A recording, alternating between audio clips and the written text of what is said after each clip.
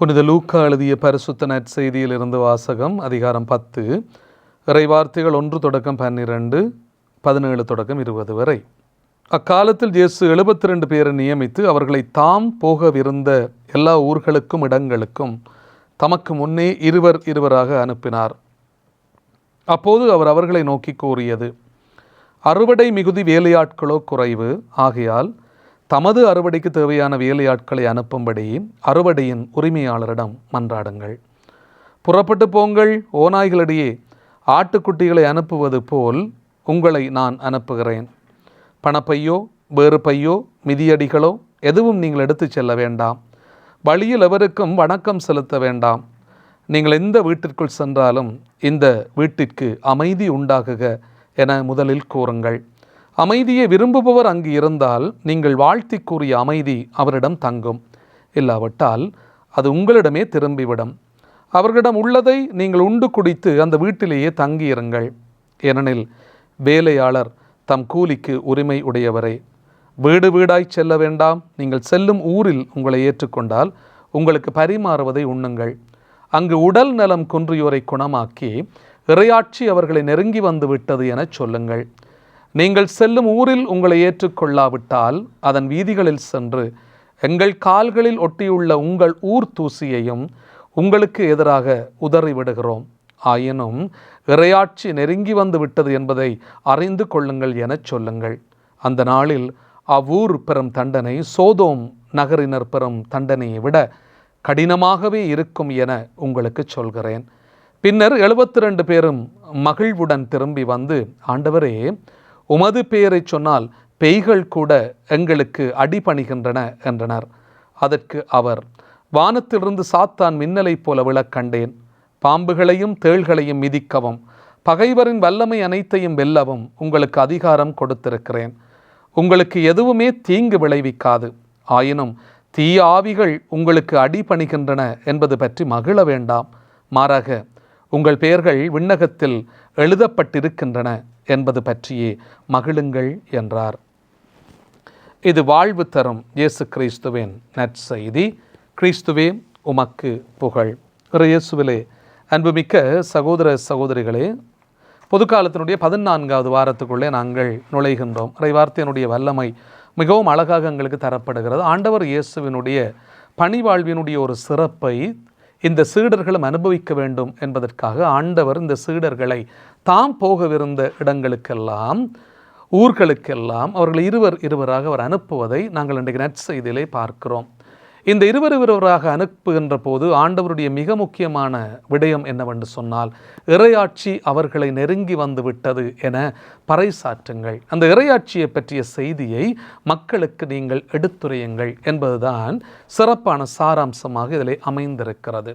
வீட்டிற்குள் போகின்ற போது வாழ்த்து கூறுங்கள் என்று சொல்லுவார். அமைதி உரித்தாகுக. உயிர்த்த ஆண்டவருடைய அந்த வல்லமை மிக்க செய்தி அமைதி உரித்தாகுக என்பதாகும். உயிர்த்த ஆண்டவர் தன்னுடைய சீடர்களுக்கு தோன்றுகின்ற போது அவர் சொல்லுகின்ற வார்த்தை, உங்களுக்கு அமைதி உரித்தாகுக.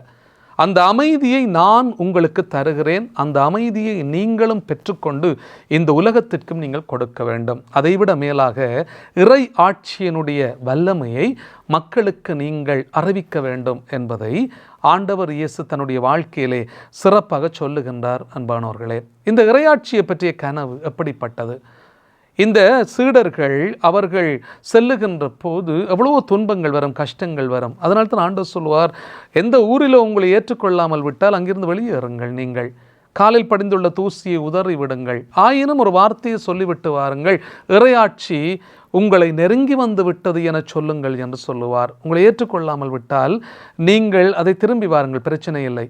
ஆனால் ஏற்றுக்கொண்டாலோ கொள்ளாவிட்டாலோ நீங்கள் அந்த இடத்திற்கு போய் நற்செய்தியை அறிவிப்பதற்கான ஒரு வாய்ப்பை தேடிக்கொள்ளுங்கள்.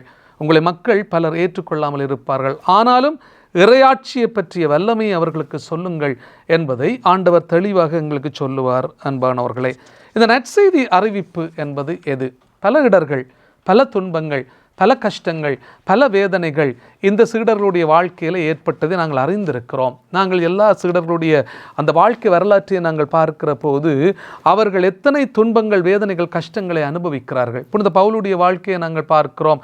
அவர் சொல்வார், காடுகளினால் இடர்கள், நாடுகளில் இடர்கள், காட்டில் இடர்கள், எத்தனையோ போலி திருத்தூதர்களினால் இடர்கள், இத்தனை இடர்களுக்கு நான் ஆளானேன், கடலில் இடர்கள், எத்தனை இடர்கள் எனக்கு இருந்திருக்கின்றன. அவ்வளவற்றையும் நான் தாண்டி இறையாட்சியை நான் நிறைவாக்க வேண்டும் என்பதற்காக வல்லமையோடு நான் ஓடி உழைத்திருக்கிறேன் என்று சொல்லுவார். அதனால் தான் சொல்வார், இயேசு கிறிஸ்து என்கின்ற ஒப்பற்ற செல்வத்தை எனதாக்கி கொள்வதற்காக நான் எல்லாவற்றையும் குப்பை என்று கருதுகிறேன் என்று சொல்லுவார். ஆண்டவர் இயேசு என்கின்ற இறையாட்சியை நான் மற்ற மனிதருக்கு அறிவிக்கின்ற போது எனக்கு ஏற்படுகின்ற தடைகள் எல்லாவற்றையும் நான் தகர்த்தறிந்து இயேசுவுக்காக நான் வாழுகிற அந்த நல்ல மனப்பக்குவத்தையும் நல்ல மனநிலையையும் நான் பெற்றுக்கொள்ளுகிறேன் என்பதை புனித பவுல் தன்னுடைய வாழ்க்கையிலே சொல்வார். ஒவ்வொரு புனிதராக நாங்கள் பார்க்கின்ற போது அவர்கள் நற்செய்தியின் சாட்சிகளாக விளங்கி இருக்கிறார்கள். எத்தனையோ இடர்பாடுகள், எத்தனை துன்பங்கள், எவ்வளவு கஷ்டங்கள், எவ்வளவு வேதனைகள், இவற்றையெல்லாம் அவர்கள் பொறுத்து கொண்டு இயேசுவுக்காக அவருடைய இறை அரசின் கனவை நிறைவேற்றுவதற்காக அவர்கள் போராடி இருக்கிறார்கள் என்பதை பல புனிதர்களுடைய வாழ்க்கையிலே நாங்கள் பார்க்கக்கூடியதாக இருக்கு. தங்களுடைய உயிர்களை அவர்கள் துச்சமென மதித்தார்கள், இரத்தம் சிந்தி மரித்தார்கள். ஆனாலும் இறையாட்சியை பற்றி அவர்கள் மக்களுக்கு சொல்லிக்கொண்டே இருந்தார்கள் என்பதை நாங்கள் புனிதர்களுடைய வரலாறுகளிலே நாங்கள் பார்க்கிறோம். அன்பானவர்களே, நெப்போலியனுடைய வாழ்க்கையிலே ஒரு முறை ஒரு விடயம் நடைபெற்றது. தனது வீரர்களோடு அவன் ரஷ்யாவின் மீது படையெடுக்க சென்றிருக்கிறான். வெற்றி பெற்று திரும்பும் முன் அவர்கள் கடக்கவிருந்த பாலத்தை முன்னதாகவே ரஷ்ய வீரர்கள் தகர்த்து விட்டார்கள். குளிர்காலம், தண்ணீரிலே பனிக்கட்டிகள் மிதந்து வந்து கொண்டிருந்தன. நாட்டுக்காக தியாகம் செய்தவர்கள் யார் என்று கேட்டபோது போர் வீரர்கள் தங்களது உடைமைகளையும் குடும்பங்களையும் எதிர்காலத்தை பற்றியோ நினைக்காமல் பலர் முன் வந்து தண்ணீரிலே மகிழ்ச்சியோடு குதித்து தங்களை ஒரு பாலம் போல பின்னி பிணைந்து கொண்டார்களாம். அவர்கள் மீது காயமுற்ற பல வீரர்களையும் யுத்த தளவாடங்களையும் குதிரைகளையும் அவர்கள் கொண்டு சென்றார்களாம். அவை கடந்து சென்றன. ஆனால் தண்ணீரிலே குதித்து அங்கே பாலம் போல இருந்த வீரர்கள் பரிதாபமாக இறந்து போனார்களாம். அன்பானவர்களே, மற்றவர்களுக்காக தங்களை கொடுக்கிற மனிதர்கள் எப்படிப்பட்டவர்கள்? மற்ற வீரர்கள், காயப்பட்ட வீரர்கள் பாதுகாக்கப்பட வேண்டும், தங்களுடைய போர் தளவாடங்கள் பாதுகாக்கப்பட வேண்டும், அப்போது தான் நாங்கள் வெற்றியை அடைந்து கொள்ளலாம் என்று இந்த படை வீரர்கள் தங்களுடைய உயிர்களையும் துச்சமாக மதித்தார்கள் என்பது வரலாறு. இதை நாங்கள் பார்க்கிற போது எப்படிப்பட்ட மனநிலையோடு அவர்கள் இருந்திருக்கிறார்கள். இது பயத்தினாலேயோ எதனாலேயோ செய்யப்பட்டதல்ல, மாறாக தன்னுடைய நாட்டுக்காக தான் செய்கின்ற ஒரு தியாகமாக அது கொள்ளப்பட்டது. அது வரலாற்றிலே பதியப்பட்டது. இன்றைக்கு நாங்கள் நினைத்து பார்க்கலாம், எதை நாங்கள் இழப்பதற்கு தயாராக இருக்கிறோம், எதை நாங்கள் கொடுப்பதற்கு தயாராக இருக்கிறோம், எப்படி நாங்கள் எங்களுடைய வாழ்க்கையை அமைத்து கொண்டிருக்கிறோம், இயேசுவுக்காக அவருடைய இறை அரசின் பிள்ளைகளாக நாங்கள் வாழுவதற்கு விரும்புகிறோமா? இன்றைக்கு எத்தனை சவால்கள் எங்களுடைய மத்தியிலே ஏற்பட்டு கொண்டிருக்கிறது. இந்த நாட்களில் பல சவால்களை நாங்கள் எதிர்கொண்டு கொண்டு இருக்கிறோம். பல சவால்கள் எங்களுக்குள்ளே இருக்கிறது. இருந்தாலும் அவற்றை முறியடித்து கொண்டு இயேசு என்கின்ற நற்செய்தியை முன்னிலைப்படுத்தி வாழுகிற நல்ல மனப்பக்குவம் எங்களுக்குள்ளே இருக்கிறதா? இறை அரசின் கனவை பறைசாற்றக்கூடிய நல்ல உள்ளத்தை நாங்கள் பெற்றிருக்கிறோமா? இறை அரசின் பிள்ளைகளாக நாங்கள் வாழுவதற்கு விரும்புகிறோமா? இயேசு என்கின்ற நற்செய்தியை பறைசாற்றுகிற போது அவர்கள் அங்கே போய் பறைசாற்றி விட்டு மகிழ்ச்சியோடு திரும்பி வந்தார்கள் என்று நற்செய்தியை நாங்கள் பார்க்கிறோம். ஆண்டவரே, உங்களுடைய பெயரை சொன்ன உடனே பேய்கள் எல்லாம் ஓடி விடுகின்றன.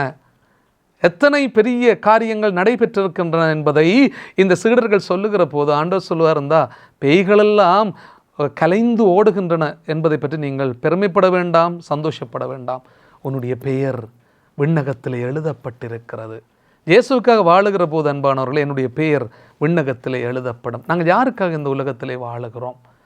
நாங்கள் இந்த உலகத்தில் எதற்காக வாழுகிறோம்? நாங்கள் இந்த உலகத்தில் எப்படி வாழுகிறோம்? என்னுடைய நோக்கம், என்னுடைய சிந்தனைகள் என்ன? திரும்பி திரும்பி அன்பானவர்களே இந்த கேள்விகளை நான் கேட்க வேண்டும். நான் யார்? எதற்காக இந்த உலகத்துக்கு நான் வந்தேன்? எதற்காக நான் படைக்கப்பட்டேன்? நான் வாழ்ந்தாலும் ஆண்டவருக்கென்று வாழுகிறேன், இறந்தாலும் ஆண்டவருக்கென்று நான் இறக்கிறேன். புனித பவுல் மிகவும் தெளிவாக சொல்வார், வாழ்ந்தாலும் இறந்தாலும் ஆண்டவருக்கென்று தானே நாங்கள் இருக்கிறோம். அந்த வல்லமையை நாங்கள் எப்படி பெற்றுக்கொள்ளுகிறோம்? அன்பானவர்களே, ஒரு கோழியும் ஒரு ஆடும் நட்புறவாக இருந்திருக்கின்றன. இரண்டும் இந்த வீதி வழியாலே போய்கொண்டிருந்த போது சந்தை வந்திருக்கிறது. அந்த சந்தை வழியாக போய்கொண்டிருந்த போது கோழி திரும்பி பார்த்து ஒரு கடையிலே முட்டைகள் அடுக்கப்பட்டிருந்ததை பார்த்து கோழி சொல்லியதாம், இந்த பாத்தியா என்னுடைய முட்டைகள் அடுக்கி வைக்கப்பட்டிருக்கின்றன, மக்களுக்கு அது பிரயோசனப்படுகிறது என்று சொல்லியதாம். ஒரு கொஞ்ச தூரம் போன பிற்பாடு ஒரு இறைச்சி கடை, அந்த இறைச்சி கடையிலே ஆடு முற்று முழுதாக உரிக்கப்பட்டு ஆட்டிறைச்சி அங்கே தொங்கிக் கொண்டிருந்திருக்கிறது. இந்த ஆடு சொல்லிச்சுதாம், நாங்கள் முழுவதுமாக கொடுத்திருக்கிறோம். இது ஒரு சின்ன கதை அன்பானவர்களே. இந்த கதையில் இருக்கிற ஒரு பெரிய உண்மை ஒன்று இருக்கிறது. நாங்கள் வாழ்ந்து கொண்டு இருக்கிற போது இருக்கிறோம், முழுவதுமாக எங்களாலே கொடுக்க முடிகிறதா? முழுவதுமாக எங்களை பகிர முடிகிறதா? முழுவதுமாக இயேசுவுக்காக நாங்கள் வாழ முடிகிறதா? முழுவதுமாக இறையரசின் கனவை நாங்கள் பறைசாற்ற முடிகிறதா?